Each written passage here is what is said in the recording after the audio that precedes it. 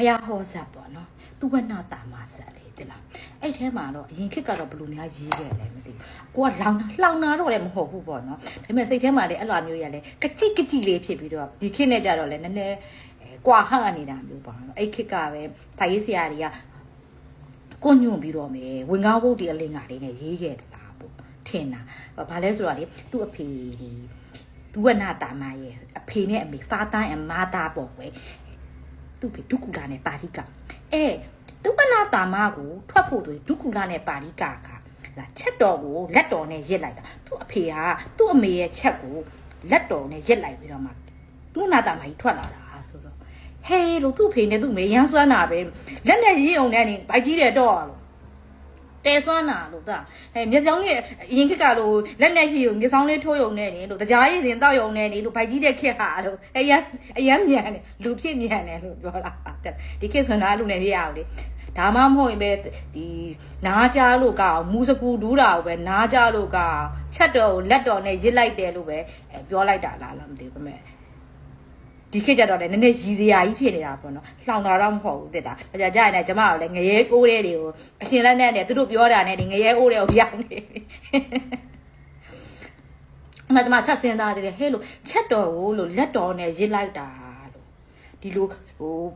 နာယီလက်တန်လားနာယီပြောင်းမြန်နဲ့ရစ်တာလားဘယ်ရစ်လားညာရစ်လားဟုတ်ပြီလို့ရစ်တာတော့ဟုတ်သွားပြီလို့ရစ်တယ်ဆိုအင်းအပေါ်ကနေရစ်ပေးလိုက်တာလားဒါမှမဟုတ်အင်းလှန်ပြီးတော့များရစ်ပေးလိုက်တာဘယ်ချိန်မှရစ်တာလဲပေါ့အယောင်လေအယောင်စိတ်ဝင်စားတာတဲ့လားဟဲ့လို့ဒုက္ကူလာနဲ့ပါဠိကကိုဒုက္ကူလာတို့ပါဠိကကိုညမှာရစ်ပေးလိုက်တာလားဒါမှမဟုတ်နေခင်းကြောင်တောင်တွေကသူ့ကိုရစ်ပေးလိုက်တာလားပေါ့နော်အဲ့ဒါစဉ်းစားစရာတဲ့လားအဲ့ဇက်ကွက်ကြီးတစ်ခုလုံးမှာလေအဲ့ဒီဟာစိတ်ဝင်စားစရာပေါ့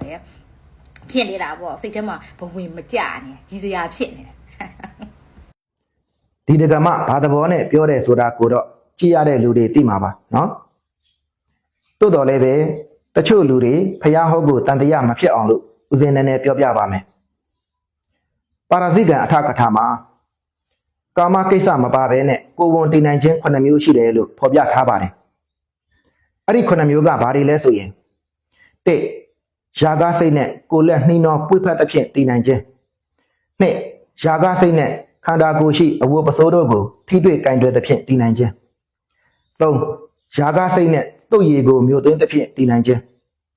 4ယာဂစိတ်နဲ့ချက်ကိုသုံးသက်သဖြင့်တည်နိုင်ခြင်း5ယာဂစိတ်နဲ့တဆိမ့်ဆိမ့်ကြည်ခြင်းဖြင့်တည်နိုင်ခြင်း6ယာဂစိတ်နဲ့အနံ့ကိုရှုရှိုက်သဖြင့်တည်နိုင်ခြင်း9ယာဂစိတ်နဲ့အတန်ကိုနားထောင်သဖြင့်တည်နိုင်ခြင်းတို့ပဲဖြစ်ပါတယ်ဒါဟာကာမကိစ္စမပါဘဲနဲ့ကိုယ်ဝန်တည်နိုင်ခြင်း9မျိုးပဲဖြစ်ပါတယ်သို့တော့အဆိုပါကိုယ်ဝန်တည်နိုင်ကြောင်း9မျိုးဟာအလွန်ဖြစ်နိုင်ခဲ့တာကြောင့်တခါတရံမှဖြစ်တယ်လို့ဆိုပါတယ်အမြဲတမ်းမဖြစ်ပါဘူးเนาะအဆိုပါကိုယ်ဝန်တည်နိုင်ကြောင်း9မျိုးထဲမှာချက်ကိုသုံးသက်သဖြင့်တည်နိုင်ခြင်းဆိုတဲ့အချက်ပါတာကြောင့်ဖျားအလောင်းသောနာကာမဟာအဲ့ဒီအချက်နဲ့မွေးတာဖြစ်ပါတယ်ဒါကိုယုတ်တိရှိပါသလားလို့မေးရင်ယုတ်တိရှိပါတယ်လို့ပဲဖြေရမှာဖြစ်ပါတယ်ဘာကြောင့်လဲဆိုရင်ဗျိုင်းအောင်နဲ့ဗျိုင်းနှံတို့သည်မိုးချင်းတန်ကိုကြား၍ကိုယ်ဝန်ယူကြတယ်လို့ဆိုပါတယ်ဒါကိုစာသင်ဖို့တဲ့ယဟန်မှန်သမျှသိပါတယ်နောက်ပြီးတခါတရံမှာတချို့သောကြက်မတို့သည်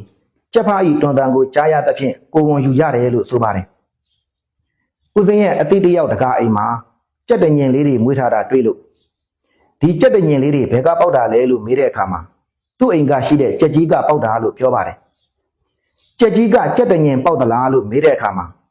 သူ့အိမ်ရှိချောင်းတစ်ဖက်ကအိမ်ကကြက်တညင်ရဲ့တွန်တန်ကိုကြားလို့ဒီလိုကြက်သေးသေးလေးတွေပေါက်တာပါလို့ပြောပါတယ်ဒါဟာလက်တွေ့ပဲဖြစ်ပါတယ်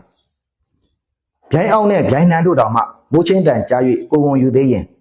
တခါတရံမှာတချို့သောကြက်မတို့တောင်မှကြက်ဖားဤတွန်တန်ကိုကြားရ၍ကိုယ်ဝန်ယူသေးရင်ချက်ကိုလက်နဲ့သုံးသက်တာကြောင့်သောနာတာမကိုမွေးတယ်ဆိုတဲ့အချက်ဟာယုတ်တိရှိပါတယ်နော်သို့တော်လည်းပဲတခါတရံမှဖြစ်တယ်ဆိုတာကိုတော့သိထားဖို့လိုပါတယ်နားလည်ကြပါစေနော်